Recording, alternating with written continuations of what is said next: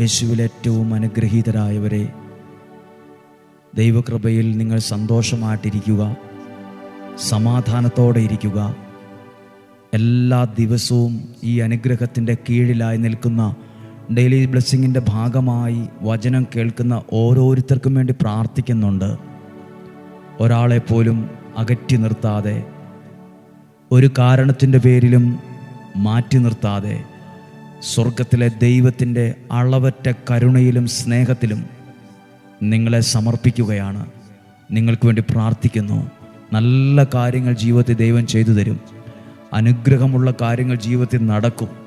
ദൈവം വലിയ കാര്യങ്ങൾ ചെയ്യാൻ ആഗ്രഹിക്കുന്നു. നിങ്ങളുടെ ജീവിതത്തിൽ ചെയ്യാൻ വിശ്വസിക്കുക, പ്രതീക്ഷയോടെ ഇരിക്കുക, സന്തോഷത്തോടെ ഇരിക്കുക, വചനത്തിന് വേണ്ടി മനസ്സിനെ ഒരുക്കുക. പ്രിയപ്പെട്ടവരെ, ഇന്ന് കേൾക്കുന്ന വചനം ജീവിതത്തെ ഒത്തിരി സ്വാധീനിച്ചൊരു കാര്യമാണ്. നമുക്ക് ആ വചനം കേൾക്കുവാൻ ഒരുങ്ങാം, സന്തോഷമായിട്ടിരിക്കാം. സ്വർഗത്തിലെ ദൈവം എന്നെ നിങ്ങളെ അനുഗ്രഹിക്കട്ടെ. പ്രതീക്ഷയോടെ, പ്രാർത്ഥനയോടെ, വിശ്വാസത്തോടെ നമുക്ക് ആയിരിക്കാം. എത്ര പാപിയായിക്കൊള്ളട്ടെ, എത്ര വിധത്തിൽ തകർന്നു പോയ ഒരാളായിക്കൊള്ളട്ടെ, ഇന്നും ദൈവം നിന്നെ കാത്തിരിക്കുന്നുണ്ട്, നിന്നെ രക്ഷിക്കാൻ, നിന്നെ ഒരു അത്ഭുതമാക്കാൻ. മറക്കല്ല്. എത്ര പാപിയായിരുന്നു കൊള്ളട്ടെ, എത്ര തകർന്നു പോയ ഒരാളായിക്കൊള്ളട്ടെ, എന്തുമാത്രം അടിയിലായി പോയ ഒരാളായിക്കൊള്ളട്ടെ, ഇന്നും സ്വർഗത്തിലെ ദൈവം നിന്റെ കൈയെത്തുന്ന ദൂരത്ത് നോക്കി നിൽപ്പുന്നുണ്ട്. നിന്നെ ഒന്ന് രക്ഷിച്ചെടുക്കാൻ, നിന്നെ ഒന്ന് പ്രയോജനപ്പെടുത്താൻ, നിന്നെ ഒരു അത്ഭുതമാക്കാൻ ഇന്നും ദൈവം കാത്തു നിൽക്കുകയാണ്. അതൊരു അത്ഭുത ചിന്തയാണ്. എന്നോടാ ദൈവം സംസാരിക്കുന്നത്. വിശുദ്ധ ലൂക്കായുടെ സുവിശേഷം 15-ാം അധ്യായം 30-ാമത്തെ വചനം ഒന്ന് വായിച്ച് നോക്കിക്കേ.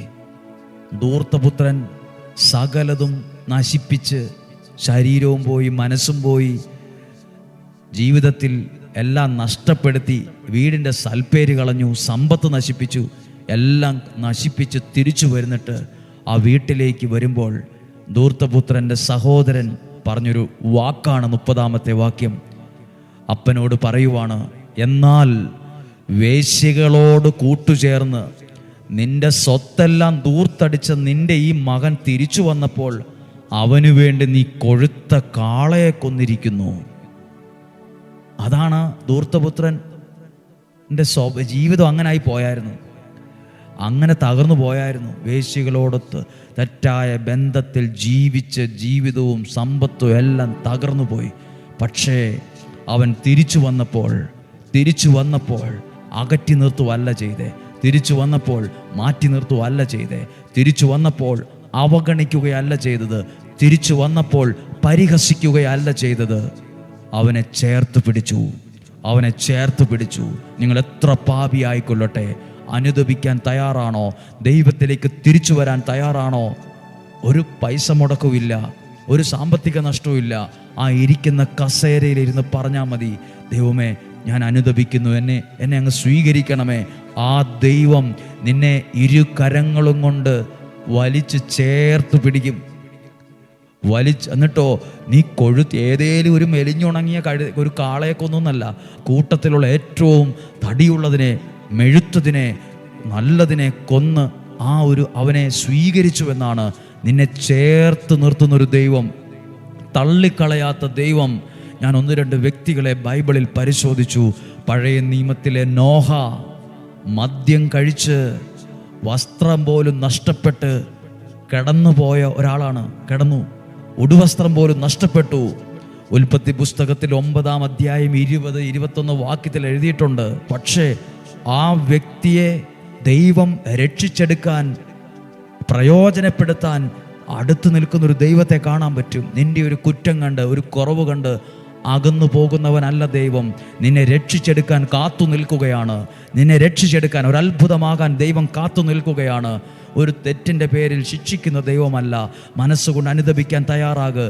അത്ഭുതമായി നിൻ്റെ ജീവിതത്തെ മാറും. നിൻ്റെ കുടുംബത്തിൽ നീ പ്രയോജനപ്പെടും.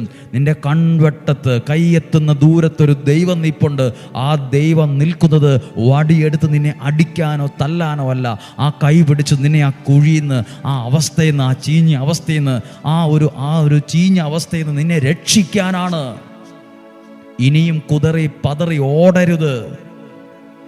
നീ എത്ര പാപി ആയിക്കൊള്ളട്ടെ, ആ ദൈവം നിന്നെ ചേർത്ത് പിടിക്കും. നിങ്ങളുടെ കുടുംബത്തെ ആരും ചേർത്ത് പിടിക്കാനില്ലേലും, ചേർത്ത് പിടിക്കേണ്ടവർ പോലും അകറ്റിയാലും, നിന്നെ ചേർത്ത് പിടിക്കേണ്ടവർ പോലും വിമർശിച്ചാലും, ചേർത്ത് പിടിക്കേണ്ടവർ പോലും തള്ളിക്കളഞ്ഞാലും, ദൈവം എന്നെയും നിങ്ങളെയും ചേർത്ത് പിടിക്കും. യാക്കോബ് ആരായിരുന്നു? നുണ പറഞ്ഞയാളാണ്, കള്ളം പറഞ്ഞയാളാണ്. പക്ഷേ ആ യാക്കോബിനെ ദൈവം തള്ളിക്കളഞ്ഞില്ല. എന്നിട്ടും അറിഞ്ഞിട്ടും തള്ളിക്കളഞ്ഞില്ല. നോഹയെ പാപം ചെയ്തു, തെറ്റ് ചെയ്തു, ശരി തന്നെ, പക്ഷെ എന്നിട്ടും തള്ളിക്കളഞ്ഞില്ല.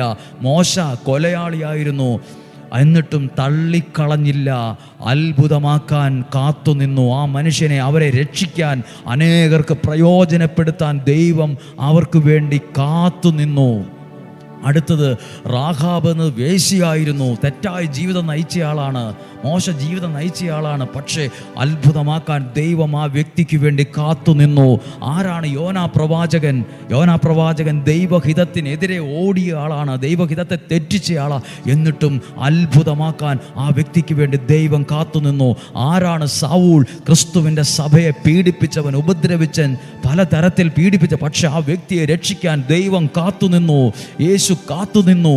ആ വ്യക്തി പൗലോസായി മാറി. നീ ആരുമാകട്ടെ, ഇന്ന് വിമർശിക്കുന്ന ആളാകാം, കളിയാക്കുന്ന ആളാകാം, പുച്ഛിക്കുന്ന എന്ത് വചനപ്രഘോഷണം, ഇതെല്ലാം പൊട്ടയാണ്, എല്ലാം ചീത്തയാണ്, എല്ലാം കൊള്ളത്തില്ല, ഇവരെല്ലാം തട്ടിപ്പാണ് എന്നൊക്കെ ആയിരിക്കും ചിന്തിക്കുന്നത്. വിശ്വാസത്തിന് അകന്നു നിൽക്കുമായിരിക്കാം, പാപത്തിന് അടിമത്തത്തിലായിരിക്കാം, തെറ്റായ ബന്ധത്തിലായിരിക്കാം. സഹോദര, സഹോദരി, പ്രിയപ്പെട്ട സുഹൃത്തെ, പ്രിയപ്പെട്ട സഹോദരി, പ്രിയപ്പെട്ട കുഞ്ഞെ, നിന്നെ രക്ഷിക്കാൻ ദൈവം കരം നീട്ടി നിൽക്കുക. ഇപ്പോഴും നിന്നെ ഈ അവസ്ഥയിൽ നിന്ന് പുറത്തു കൊണ്ടുവന്ന് നിന്നെ ഒരു അത്ഭുതമാക്കാൻ കാത്തു നിൽക്കുകയാ ദൈവം. നിന്നെ ചേർത്ത് പിടിക്കാൻ ദൈവം തയ്യാറാണ്. നീ വിമർശിക്കുന്ന ആളാ, പക്ഷെ ദൈവം നിന്നെ ചേർത്ത് പിടിക്കാൻ ഇഷ്ടപ്പെടുന്നു. നീ ദൈവത്തെ ഇഷ്ടപ്പെടുന്നില്ലായിരിക്കാം, പക്ഷെ ദൈവത്തിന് നിന്നോട് ഇപ്പോഴും ഇഷ്ടമാണ്. ദൈവത്തിന് നിന്നോട് സ്നേഹമാണ്. ആ കണ്ണ് തുറന്ന് നോക്ക്. നിന്നെ രക്ഷിക്കുന്ന ദൈവത്തെ ആ കണ്ണിൽ നിനക്ക് കാണാൻ പറ്റും. ആ കണ്ണിൽ നിനക്ക് കാണാൻ പറ്റും. പലരും വിമർശിച്ചു. ധൂർത്തപുത്രൻ തിരിച്ചു വന്നപ്പോൾ ഇവൻ എവിടെ കിടന്നയാളാ, പൈസയെല്ലാം നഷ്ടപ്പെടുത്തി വേശ്യകളോടത്ത് ജീവിച്ച് തിരിച്ചു വന്നപ്പോൾ എന്തിനാ ഇത്ര ആഘോഷം? ഒരു മനുഷ്യൻ ദൈവത്തിലേക്ക് തിരിച്ചു വരുമ്പം അതാണ് ഏറ്റവും വലിയ ആഘോഷം സ്വർഗത്തിൽ. അതാണ് ദൈവത്തിൻ്റെ മനസ്സിനെ ഏറ്റവും കൂടുതൽ സന്തോഷിപ്പിക്കുന്നത്. നമ്മൾ പറയില്ലേ, ഞാൻ കാറ് മേടിക്കുമ്പോഴാണോ, ഞാൻ വീട് വെക്കുമ്പോഴാണോ, എനിക്ക് ജോലി കിട്ടുമ്പോഴാണോ, ഫസ്റ്റ് സാലറി കിട്ടുമ്പോഴാണോ ദൈവം ഏറ്റവും കൂടുതൽ സന്തോഷിക്കുന്നത്? ദൈവം ഏറ്റവും കൂടുതൽ സന്തോഷിക്കുന്നത് ഇതൊക്കെ നമ്മുടെ ജീവിതത്തിൽ വരുമ്പോൾ ദൈവം സന്തോഷിക്കും.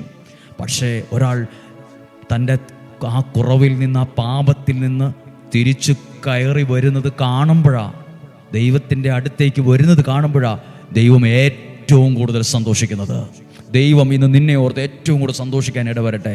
കുഞ്ഞെ, നിന്റെ ജീവിതത്തെ നോക്കി ദൈവം സ്വർഗത്തിൽ ഏറ്റവും കൂടുതൽ സന്തോഷിക്കാൻ ഇടവരട്ടെ, ഏറ്റവും കൂടുതൽ ആനന്ദിക്കാൻ ഇടവരട്ടെ. ദൈവത്തിൻ്റെ മുഖം എന്നെ ഓർത്ത് സന്തോഷിക്കാൻ ഇടവരട്ടെ. വിശ്വസിക്കുക. അങ്ങനെയെങ്കിൽ പറ, കർത്താവേ, ഞാൻ എൻ്റെ തെറ്റിനെക്കുറിച്ച് അനുതപിച്ച് നിൻ്റെ അടുത്തേക്ക് വരുന്നു. ഞാൻ എൻ്റെ പാപത്തെക്കുറിച്ച് എൻ്റെ വാക്കുകൊണ്ട്, ചെയ്തികൾ കൊണ്ട്, പെരുമാറ്റം കൊണ്ട്, പ്രവൃത്തി കൊണ്ട് ഒക്കെ ഞാൻ ഒത്തിരി തെറ്റൊക്കെ ചെയ്തിട്ടുണ്ട്. മണ്ണും ചെളിയുമായ പാപിയായ ഒരാളാണ് ഞാൻ. എൻ്റെ തെറ്റിനെ ഓർത്ത്, കുറവിനെ ഓർത്ത്, വീഴ്ചകളെ ഓർത്ത് ഞാൻ അനുതപിക്കുന്നു. നമ്മളാരും പൂർണ്ണരല്ല, നമ്മളെല്ലാം വെറും മണ്ണും ചെളിയുമാണ്. നമ്മളാരും പൂർണ്ണരല്ല, എല്ലാം ഓരോ കുറവുകളുള്ളവരാ മനുഷ്യർ. പക്ഷെ അനുതപിക്കാൻ തയ്യാറായാൽ ദൈവം എന്നെ ചേർത്ത് നിർത്തും, തള്ളിക്കളയത്തില്ല.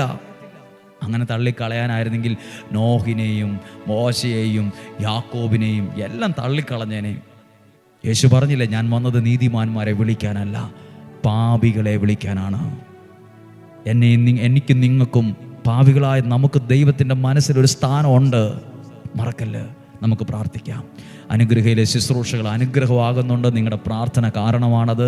നിങ്ങളുടെ പ്രാർത്ഥന, ഇവിടെയുള്ള ശുശ്രൂഷകരുടെ പ്രാർത്ഥന എല്ലാം അനുഗ്രഹമാണ്. ഇവിടെയുള്ള ശുശ്രൂഷകൾ നന്മയായി വരുന്നു. വ്യാഴാഴ്ചത്തെയും വെള്ളിയാഴ്ചത്തെയും ശുശ്രൂഷകൾ അനുഗ്രഹമാകുന്നു.